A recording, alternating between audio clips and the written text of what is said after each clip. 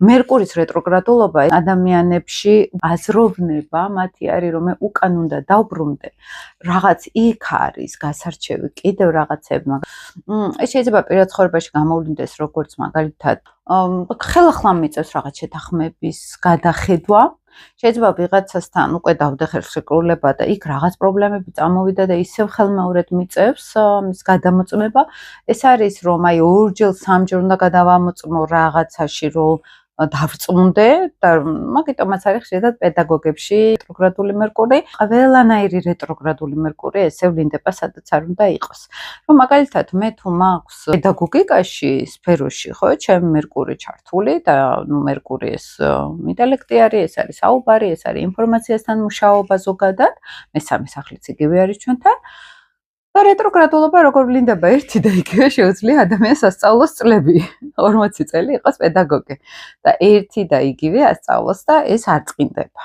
კარმული ასტროლოგიით რეტროგრადულობის ფაზაში ვამბობთ ხოლმე რომ ადამიანს სულ აქვს განცდა რომ რაღაცა ვერ ისწავლა ბოლომდე ან რაღაც ურთიერთობები სადღაც ვერ დაალაგა კარმული ასტროლოგია ამას იძახის რომ წინა ცხოვრებიდან მოყვება ეს ადამიანს დაუკმაყოფილებლობა რომ სადღაც უკან უნდა გადავახვიო და უკან უნდა კიდევ ნახო რამე ხო არ გამორჩა.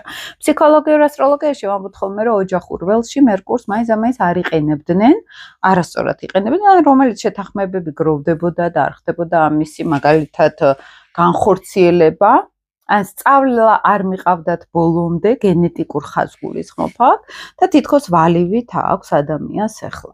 რეტროგრადულობა პლანეტის ეს არის სადღაც უკან დახევა იმის გამო რომ მე მაგ განცდა, ანუ ეს არის მინუსი პლანეტას რომ მინუსი დაუწეროთ. შესაბამისად, როცა არის ნაკლოვანება პლანეტის ზონაში, რაღაც ყუთებით რეტროგრადულობა ავიღოთ, ხო? აქ ადამიანს აქ განცდა რომ აი მე მგონია რომ ვერ გამიგებენ და ამიტომ ბევრ სიტყვებს ვიყენებ ამისთვის.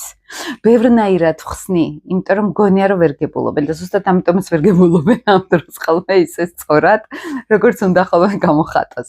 და ამაზე არის ხოლმე სერიოზულად სამუშაო. თუმცა თვითონ ეს როგორც კომუნიკაცია, ხო ეს შეიძლება რეტრო მერკური აი უბრალოდ ლაპარაკობდეს ადამიანი დამღლელად. ან მაგალითად ლაპარაკობდეს ზუსტად საინტერესოდ, იმიტომ რომ იხსენებდეს ისტორიულ ფაქტებს. აი აქაც არის რომ მინუს ენერგია როგორ იყენებს ადამიანი მერკურს და პლუს ენერგია როგორ იყენებს. აქ თავისუფალი არის, ხო? იმიტომ რომ პლანეტაში არის ენერგია, აი ეს უკვე ჩვენზე არის როგორ ვიყენებთ ამ პლანეტარულ ენერგიას.